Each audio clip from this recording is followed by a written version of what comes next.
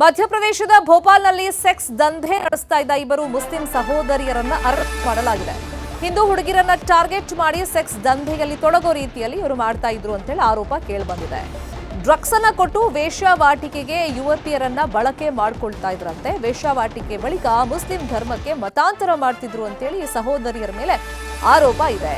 ಕೆಲಸ ಕೊಡಿಸ್ತೀವಿ ಅಂತೇಳಿ ಆಮಿಷ ಒಡ್ಡೋದು, ಅದಾದ್ಮೇಲೆ ವೇಶ್ಯಾವಾಟಿಕೆಗೆ ಯುವತಿಯರನ್ನ ಬಳಕೆ ಮಾಡ್ಕೊಳ್ತಾ ಇದ್ರು ಅಂತ ಹೇಳಿ ಆರೋಪ ಇದೆ. ತಿಂಗಳಿಗೆ 10,000 ವೇತನದ ಆಮಿಷ ಒಡ್ಡಿ ದುರ್ಬಳಕೆ ಮಾಡ್ಕೊಳ್ತಾ ಇದ್ರಂತೆ.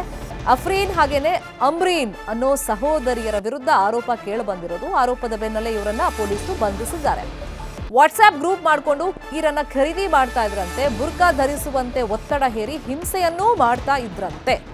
ಡ್ರಗ್ಸ್ ಕೊಟ್ಟು ವೇಶ್ಯಾವಾಟಿಕೆಗೆ ದೂಡ್ತಾ ಇದ್ರಂತೆ. ಫಸ್ಟ್ ಕೆಲಸದ ಆಮಿಷ ಒಡ್ಡೋದು, ತಿಂಗಳಿಗೆ ನಿಮ್ಗೆ 10,000 ರೂಪಾಯಿ ದುಡ್ಡು ಕೊಡಿಸ್ತೀವಿ, ಕೆಲಸ ಕೊಡಿಸ್ತೀವಿ ಅಂತ ಹೇಳಿ ಆಮಿಷ ಒಡ್ಡೋದು, ವಾಟ್ಸ್ಆಪ್ ಗ್ರೂಪ್ಗಳನ್ನು ಕ್ರಿಯೇಟ್ ಮಾಡ್ಕೊಳ್ಳೋದು, ಆಮೇಲೆ ಡ್ರಗ್ಸ್ ಕೊಟ್ಬಿಟ್ಟು ವೇಶ್ಯಾವಾಟಿಕೆಗೆ ದೂಡೋದು, ಇದು ಇವ್ರ ಕೆಲಸ ಆಗಿತ್ತು. ಮಧ್ಯಪ್ರದೇಶದ ಭೋಪಾಲ್ನಲ್ಲಿ ಇಬ್ಬರು ಮುಸ್ಲಿಂ ಸಹೋದರಿಯರನ್ನ ಈ ಆರೋಪದ ಮೇಲೆ ಬಂಧಿಸಲಾಗಿದೆ.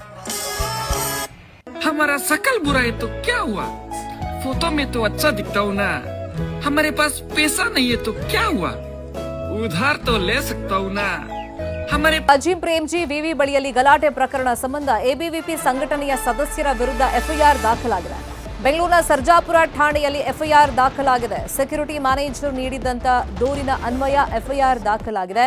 ಯೂನಿವರ್ಸಿಟಿ ಬಳಿಯಲ್ಲಿ ಗಲಾಟೆ ಆಗಿದೆ, ಘೋಷಣೆಯನ್ನ ಕೂಗಿದ್ರು, ಸೆಕ್ಯೂರಿಟಿ ಮೇಲೆ ಹಲ್ಲೆ ಕೂಡ ಮಾಡಿದ್ರು ಅಂತ ಹೇಳಿ ದೂರನ್ನ ನೀಡಲಾಗಿತ್ತು. ಇದಿಷ್ಟೇ ಅಲ್ಲ, ಸಿಬ್ಬಂದಿ ವಿದ್ಯಾರ್ಥಿಗಳ ಮೇಲೂ ಕೂಡ ಹಲ್ಲೆಯಾಗಿದೆ, ನಿಂದನೆ ಮಾಡಿದ್ದಾರೆ ಅಂತ ಆರೋಪಿಸಲಾಗಿದೆ. ಅಂದ್ರೆ ಸೈನಿಕರ ವಿರುದ್ಧ ಕಾರ್ಯಕ್ರಮ ಅಂತೇಳಿ ಎಬಿವಿಪಿ ಅವರು ಆರೋಪ ಮಾಡಿ ಅಲ್ಲಿ ಮುತ್ತಿಗೆ ಹಾಕೋ ಪ್ರಯತ್ನ ಮಾಡಿದ್ರು. ಆದ್ರೆ ಸೈನಿಕರ ವಿರುದ್ಧ ಕಾರ್ಯಕ್ರಮ ಆಯೋಜನೆ ಮಾಡಿರಲಿಲ್ಲ, ಆದ್ರೂ ಬಂದು ದಾಂಧಲೆ ಮಾಡಿರೋದ್ರಿಂದ ಎಬಿವಿಪಿ ಸದಸ್ಯರ ವಿರುದ್ಧ ಕ್ರಮ ಆಗಬೇಕು ಅಂತೇಳಿ ದೂರಿನಲ್ಲಿ ಉಲ್ಲೇಖ ಆಗಿದೆ.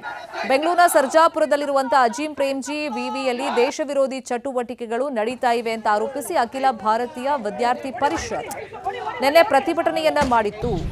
ಸ್ಪಾರ್ಕ್ ಹಾಗೂ ಆಲ್ ಇಂಡಿಯಾ ಸ್ಟೂಡೆಂಟ್ಸ್ ಅಸೋಸಿಯೇಷನ್ ಸಂಘಟನೆಗಳು ಭಾರತೀಯ ಸೈನಿಕರಿಗೆ ಅಪಮಾನ ಮಾಡುವಂತ ಮತ್ತು ಕಾಶ್ಮೀರ ಪ್ರತ್ಯೇಕತೆಯನ್ನ ಬೆಂಬಲಿಸುವ ಕಾರ್ಯಕ್ರಮಗಳನ್ನು ಆಯೋಜನೆ ಮಾಡಿವೆ ಅಂತೇಳಿ ಎಬಿವಿಪಿ ಆರೋಪ ಮಾಡಿತ್ತು.